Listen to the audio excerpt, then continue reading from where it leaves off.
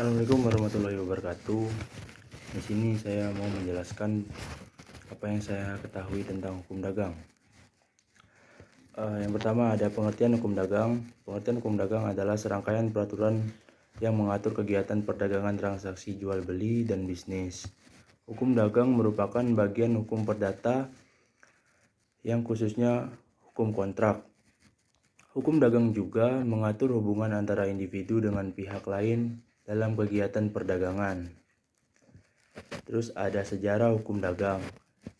Hukum bernama Ordonnance de Commerce ini berisi segala hal yang berkaitan dengan dunia perdagangan seperti masalah perdagang, bank, badan usaha, surat berharga hingga pernyataan palit. Kemudian muncul kodifikasi hukum dagang kedua bernama Ordonnance de la Marine pada tahun 1681. Hukum ini memuat segala sesuatu tentang perdagangan dan kelautan seperti perdagangan di laut. Saat Belanda menjajah Indonesia, hukum dagang mereka turut mempengaruhi perkembangan hukum dagang di Indonesia. Dari Wetboek van Coevanger lahir pada Kitab Undang-Undang Hukum Dagang KUHD yang menjadi salah satu sumber dari hukum dagang Indonesia. Terus ada sumber hukum dagang. Sumber hukum dagang ini dibagi menjadi dua. Yang pertama, hukum tertulis yang dikodifikasikan, dan ada hukum tertulis yang tidak dikodifikasikan. Hukum tertulis yang dikodifikasikan ada Kitab Undang-Undang Hukum Dagang KUHD dan Kitab Undang-Undang Hukum Perdata KUHP. Terus yang kedua, hukum tertulis yang tidak dikodifikasikan yaitu peraturan perundang-undangan khusus yang digunakan untuk mengatur hal-hal yang berhubungan dengan perdagangan seperti asuransi, pasar modal, hak cipta, dan sebagiannya. Terus ada ruang lingkup hukum dagang.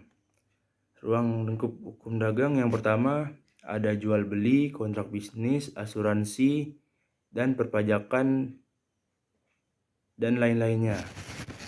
Terus ada subjek dan objek hukum dagang. Yang pertama, subjek hukum dagang adalah perusahaan atau perdagangan baik secara perorangan maupun badan hukum. Contohnya badan usaha seperti CV, PT, dan firma. Terus ada perseorangan seperti wirausaha dan wira swasta. Terus ada objek hukum dagang, mirip dengan objek hukum perdata, yaitu seluruh benda atau hak yang dapat dimiliki oleh subjek hukum. Objek dagang harus sesuatu yang bisa diperdagangkan atau diusahakan untuk memperoleh keuntungan. Terus yang terakhir ada asas-asas hukum dagang.